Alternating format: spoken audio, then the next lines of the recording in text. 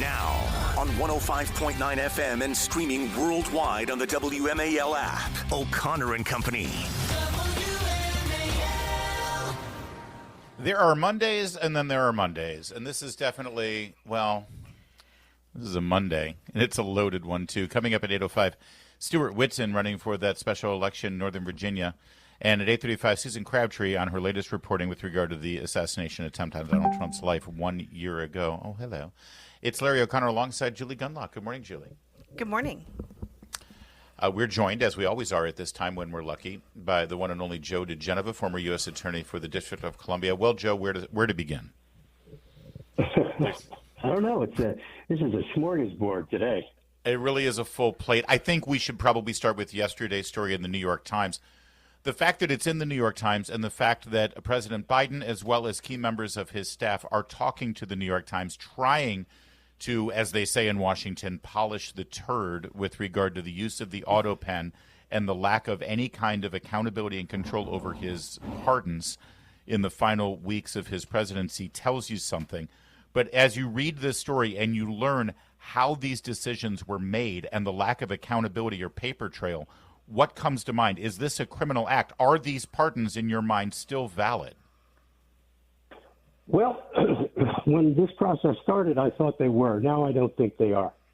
I think probably this is unsolvable in terms of legally being solvable.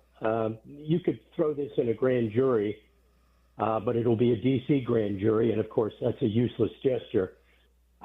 I think what happened was totally corrupt. I think the most important thing is to understand the process, which was this was not a true presidential pardon process.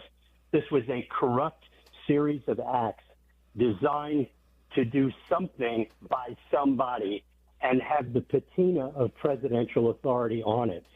I don't believe that people will ever be able to prove that Biden didn't approve these pardons because the law in this area is non-existent. And what Biden said yesterday is enough to grant authority, what he told the New York Times in this 10-minute interview. They're so frightened to expose him. They only allowed him to talk to the New York Times for 10 minutes. I think it's clear this was a corrupt process, and I hope that Congress continues to investigate. And by the way, let me remind everybody, the person who said the other day, the staffer, the former Biden staffer, that she couldn't remember, I don't know, dozens and dozens of times. Let me remind you that Bob Haldeman was indicted and convicted for saying, I don't know and I can't remember, to a federal grand jury in D.C. Indeed. And so, and again, if people are just waking up and they're just learning of this, the details of the story suggest that these were Biden staffers who, during a meeting, Biden would give oral approval for whole lists of people to get clemency or pardons. But then apparently after that meeting, there were modifications. Sorry, go ahead. How convenient, oral. Yeah. But then they admit that the Bureau of Prisons would modify the list and amend the list. Yeah, I just, the whole thing is totally corrupt. It's Biden-esque. I give you my word as a Biden observer that this was totally corrupt.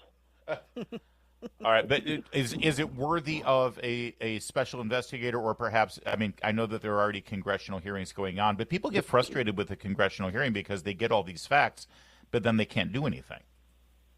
Well, the likelihood of indicting anybody for this is pretty difficult given the state of the law, which is non-existent. I mean, I would be willing to do a grand jury. I mean, I would be willing, if I were the Attorney General, to authorize an investigation by the criminal division. However, the Bondi Justice Department still doesn't have control of the department. I mean, we're learning about embeds who are still being discovered in various divisions. They have a hiring freeze on, that they're not staffed up properly.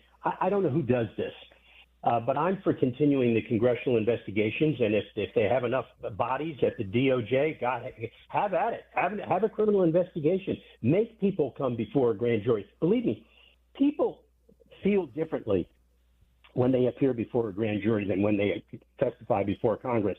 When they testify before Congress, their lawyer is sitting right next to them, telling them what to say. When they go inside a grand jury, they are alone. It's the grand jurors, the 16 grand jurors, the stenographer, the federal prosecutor, and the witness. That's it. It's very stressful. And by the way, just for politics, make Democrats defend this. Put them on absolutely make them stand by this or defend it. Joe, let's wade into the Epstein story and the curious details behind this leaked memo that had both FBI and Justice Department letterhead on it, but no signature on it, that said that the case is closed. There's no list. Everybody move along. And then, of course, we're learning about a very animated shouting match between Pam Bondi and Dan Bongino at the White House on Wednesday, where Bongino threatened to quit if Pam Bondi wasn't fired. He didn't show up Friday. There seemed to be a lot of suggestions that Pam Bondi should be removed from her position from a lot of influencers over the weekend. What do you make of all of this? Well, first of all, Pam Bondi is not going anywhere. The president loves her. She is extremely close to Susan Wiles. Susan Wiles runs the United States government. And people, whoever they are, whether they're at the FBI, DOJ, agriculture, better learn fast that that's the ball game. The notion that Pam Bondi is going somewhere is so stupid and so ill-informed that it's beyond belief. It's pretty clear when that memo went out that was signed by everybody, that's the end of the ball game. That's the official position of the United States government. What this fight at the White House was about, apparently, was about the PR process by which this all evolved. Right. And apparently, Dan Bongino decided he was going to blame Pam Bondi for that. Well, I must say, I would love to be the deputy director of the FBI and have an opportunity to work in this incredibly rich criminal environment of the former administration. Why would you blow up in the White House in front of? And by the way, I'm assuming this reporting is correct because I'm assuming that somebody close to Dan Bongino leaked this thing. I can tell you right now, if you're Susan Wiles, you are not happy about this. And if Dan Bongino wants to leave, she may say, "Here's the door." Yeah, Joe. Go ahead. Sorry. No. Well, we're up against it, but really quickly, I mean, don't you find this all very frustrating? Larry mentioned earlier in the segment about earlier in the show, how we had such great news. There was some really, Trump had been doing some great things. And then this distraction, don't you just find this so frustrating? Well, as I said earlier, this is very stupid. And it's stupid because here we have this incredible billions of dollars in budget surplus, no inflation, jobs are up, wages are up, the country is swimming along, peace is breaking out all over the world, the president is being denied the Nobel Prize even though he deserves it, and somebody goes into the White House and decides to have a fraternity fight about PR? How stupid can you be? All right, Joe, hold that thought. We've got some more on this story and some other items that are in the news, especially not only just to sort of wrap things up on the Autopen and the Biden pardons, but also on the anniversary of the assassination attempt and some more things that we still haven't learned about that coming up in just a moment with Joe diGenova. First, though, at 7:15. WMAL, making sense of the news. Live from the Home Paramount Pest Control Studios. Home Paramount, the leader in pest control since 1939. We continue with Joe diGenova, who, as usual, does not hold back in his opinion on this kerfuffle between, it appears to be between Bongino and Bondi. Kash Patel's name was sort of brought into it at some point, but Kash Patel went on record saying, I am serving the president, I don't intend to go anywhere, and he's full steam ahead. So he's like, leave me out of this, guys. So here's what I don't understand. One of the things you have to do, you always have to go to the basics in disputes like this. In the Epstein matter, does anybody really think that if there was something damaging about Republicans in those files, it wouldn't have been leaked by Biden, Garland, Christopher Wray, and most importantly, Lisa Monaco, the Deputy Attorney General? These people are sleazeballs. They do this. They get up for breakfast and decide who they're going to smear. That's who the Biden people were. This is nonsense. Why are people fighting about this? For God's sake, how stupid can you be? Well, as you said, they're fighting over the media rollout. Listen, this whole thing, the show with the binders and the social media influencers, that was horrible. That was terrible, and that's why, by the way, immediately all of those very same social media influencers jumped on this story and said, "That's right, Pam Bondi's got to go," because they're mad at her for that whole fiasco. Yeah, but, I know, and I appreciate all that, but she's not going anywhere. So people need to move on. And if they want to stick on this, all they're doing is hurting the president. Listen, not only is she not going anywhere, number one, because the president is confident in her abilities, and by the way, things actually seem to be getting done pretty well, not as fast as a lot of people want, but things are getting done. But also, Joe, just in the real politics of this, who the hell is this Senate going to confirm right now as a new attorney general? I mean, she barely got in. Well, this isn't going to happen. Pam Bondi isn't going anywhere, and she shouldn't be going anywhere. She's doing a very good job under extremely difficult circumstances. The media hates her. They don't like her. And now some of her own people on her side don't like her. This is very, very bad form for our side. But it's typical. I started it. Republicans love to eat their young, and this is just stupid. It's just plain stupid. Now, people can be upset about how the Epstein thing was handled. That's fine. But it's really, there are many, many important things. For example, we had this big story over the weekend that the FBI is investigating a massive conspiracy that started in 2016 with John Brennan, James Comey, and Barack Obama to deny Donald Trump his civil rights. That is the single biggest story going on right now. Nobody knows anything about this investigation. They don't know who's conducting it. It was leaked out of DOJ that this investigation is a full-throttle investigation. And what that means is it means that Barack Hussein Obama is going to get a federal grand jury subpoena. Wow. That would be a beautiful thing. And you're right. Happen. That is that now. It is going to happen. He sat in the Oval Office on at least 3 occasions and discussed an investigation into a presidential candidate, a president-elect, and a sitting president. He discussed it with federal law enforcement and intelligence community people, and John Brennan and Comey and Monaco and others were there. This scandal will dwarf anything that has ever been reported up until now.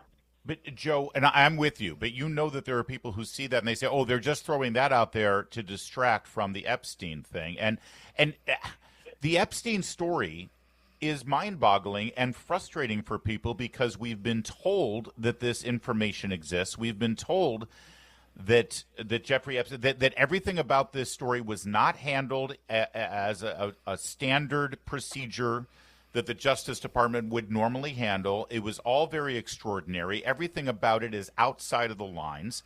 And now suddenly we're told nothing to see here, move along. It feeds into that thing that you and I talk about all the time where the American people need to have faith in our justice system. And when Donald Trump and his handpicked people at the FBI and the DOJ start basically sounding just like we've heard for the last 10 years on this story, people seem to think that they're just completely, there's no justice, that somebody like Jeffrey Epstein can get away with the worst possible thing in the world, and he's untouchable, and there's nothing we can do about it. And that's degrading to this constitutional republic. I understand that feeling, and I share it. I actually share that feeling. And what bothers me about it is I sit there and I look at the Epstein case, and I go back to the first case down in Florida, when the U.S. Attorney, Alex Acosta, gave a break to Jeffrey Epstein because Epstein had a bunch of good lawyers. He had the former Solicitor General of the United States, Ken Starr, and a whole bunch of other well-known, famous criminal defense lawyers, and he got a sweetheart deal where he did weekends in jail for basically prostitution involving minors. That was the beginning of this whole thing. That is that's where the investigation should begin. If you want to look at something, look at the original plea. Why did that happen? And don't forget, Joe, Acosta is on the record saying he was told that Epstein was connected to foreign intelligence agencies, so he's untouchable. Yeah, but you know what? Let me just tell you something. I've been a U.S. attorney sitting in that position. I've had intelligence. I'll never forget during the Pollard case. He was civilian naval employee who spied for Israel. I had the counselor to the Department of State call me and say, we'd really like you to drop this case. I said, fine, put it in writing. He said, well, we can't do that. I said, then go to hell. Alex Acosta says he was this. That's BS. You're a U.S. attorney. Somebody comes in and says this involves a lot of intelligence people. You know what my first question is? Who the hell are they? All right. So, Joe, just to button it up here, you still have confidence in Donald Trump. You feel, he said he was going to drain the swamp. And despite the handling of the Epstein story, you still feel like it's full steam ahead and he's getting the job done that you expected him to do. The answer is yes, and the proof in the pudding will be this conspiracy case that the FBI is now investigating. I don't know who the prosecutors are because that means a lot. But let me just tell you something. Barack Obama is going to be sitting in a grand jury within the next 3 months.